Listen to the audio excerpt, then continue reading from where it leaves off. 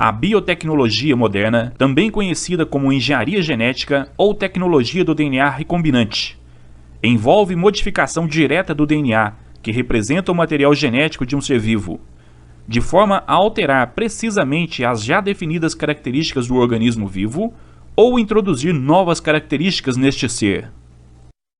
Dentro de biotecnologia, estudaremos tecnologia do DNA recombinante, enzimas de restrição, projeto genoma humano, determinação de paternidade pela análise do DNA, clonagem, transgênicos.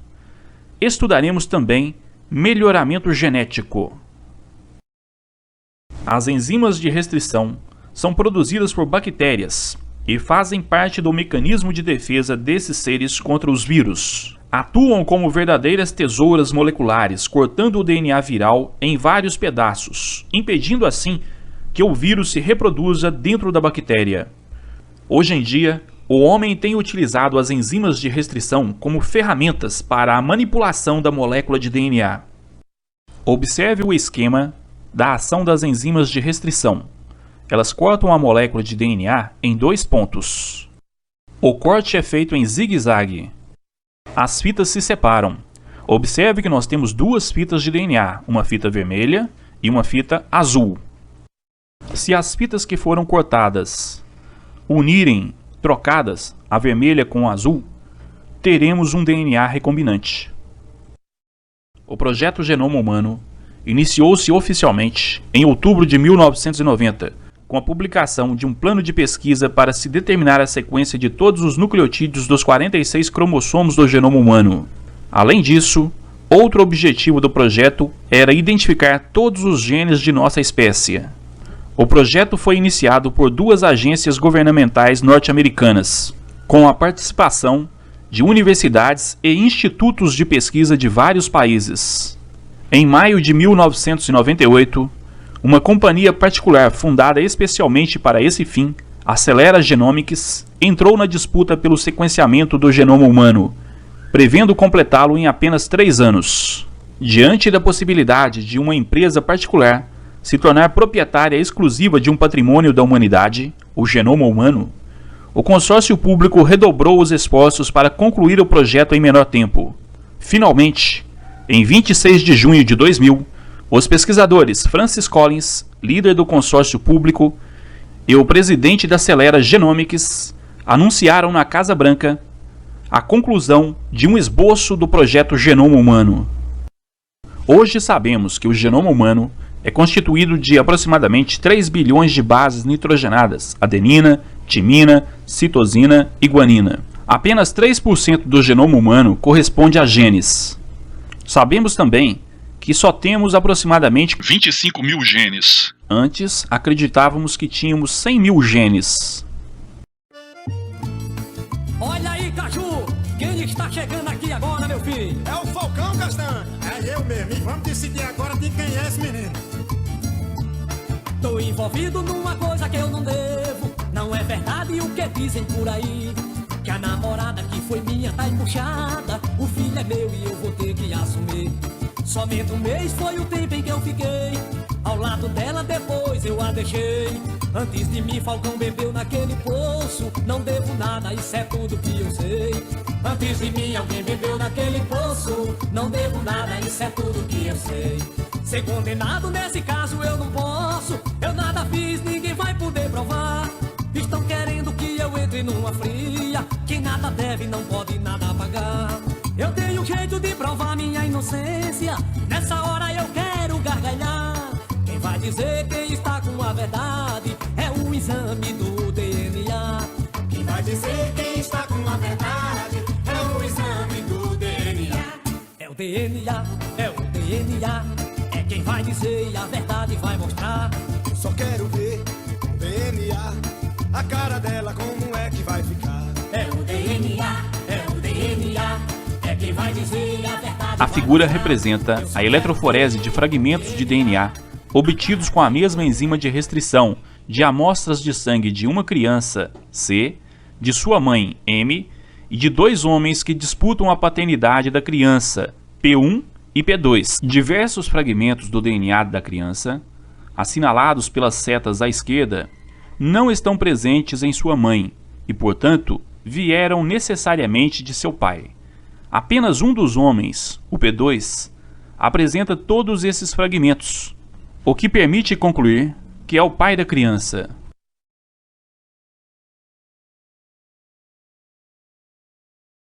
Como clonar uma pessoa? Retira-se algumas células da pele de um indivíduo do qual se deseja clonar, coloca essas células para crescerem em um meio de cultura, retira-se o ovócito de uma mulher, do qual se extrai o núcleo. Funde-se o ovócito sem núcleo a uma das células que cresceram no meio de cultura, através de pequenas descargas elétricas. Se tudo correu bem até agora, foi produzido um óvulo. Então, basta deixar esse óvulo dividir até o estágio de mórula, implantá-lo em um útero e esperar 9 meses para o clone nascer. O quê? O quê? Oh, senhor DNA. De onde é que o senhor veio? Do seu sangue. Só uma gota do seu sangue contém bilhões de cadeias de DNA, o elemento básico da vida. Uma cadeia de DNA como eu é um projeto para a construção de um ser vivo. E alguns animais que foram extintos há milhões de anos deixaram seus modelos para que nós os encontrássemos. Nós só tínhamos que saber onde procurar. Há 100 milhões de anos havia mosquitos, assim como hoje. E, assim como hoje, eles se alimentavam do sangue de animais, até de dinossauros. Às vezes, depois de picar um dinossauro, o mosquito pousava num galho e ficava preso na seiva. Depois de muito tempo, a seiva endurecia e fossilizava como um osso de dinossauro, preservando o mosquito lá dentro. A seiva fossilizada, que nós chamamos de âmbar, esperou milhões de anos com o mosquito dentro, até que os cientistas do Parque dos Dinossauros chegaram. Usando técnicas sofisticadas, eles extraíram o sangue preservado do mosquito e pronto! Dino-DNA! Uma cadeia inteira de DNA contém 3 bilhões de códigos genéticos. Se olharmos para telas como estas, uma vez por segundo, durante 8 horas por dia, levará 2 anos para ver a cadeia de DNA inteira. É bem longa. Sendo tão velha, está cheia de buracos. E é aí que nossos geneticistas entram. Os cérebros dos supercomputadores e os sequenciadores genéticos quebram a cadeia em minutos. E a realidade virtual mostra aos geneticistas as falhas na sequência do DNA. Nós usamos o DNA completo de uma RAM para preencher os buracos e completar o código. Caramba! E agora podemos fazer um bebê dinossauro. Vamos conseguir clonar um dinossauro?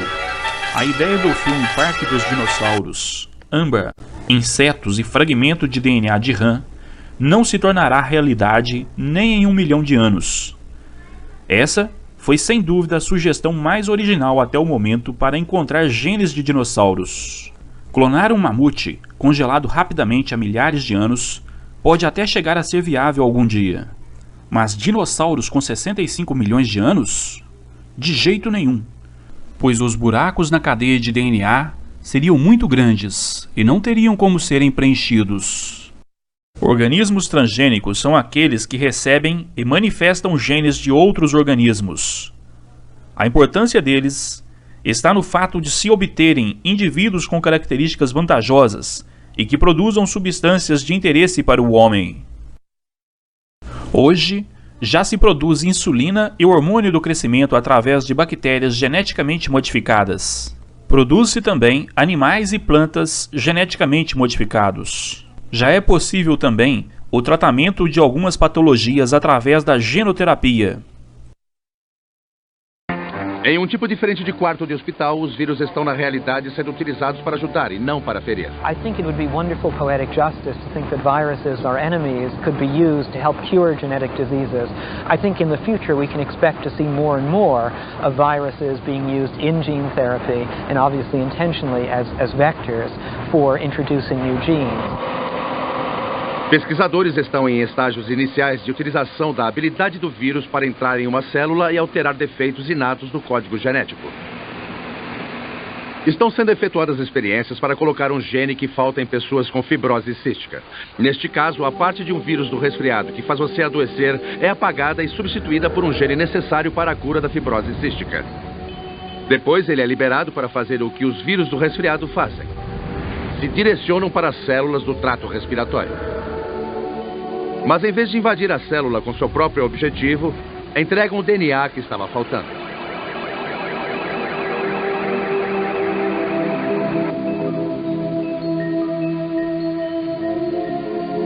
A relação entre o vírus e a espécie humana continua a evoluir. Da mesma maneira como eles sempre nos usaram, nós estamos agora usando os vírus. Mas o menor inimigo da humanidade não irá desaparecer. Melhoramento genético.